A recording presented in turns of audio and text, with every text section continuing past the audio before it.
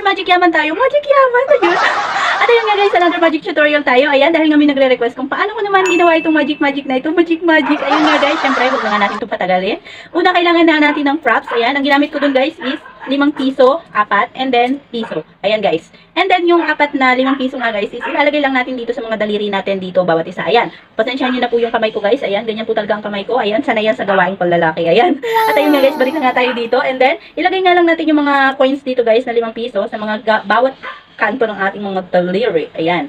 Ganito guys. And then yung isa ay dito. Ayan. Kayo na ang bahala guys kung ilan ang ilalagay nyo, kung ilan ang kaya nyo. Ayan. Ganito lang ang ginawa ko guys. And then, dapat hindi siya kita dito guys na ganito tulad nito. Ayan. Dapat hindi siya makikita. I-adjust nyo na lang. Ayan. Ganyan. And then, dapat naka-side kayo guys. Tulad doon sa ginawa ko sa video niyan.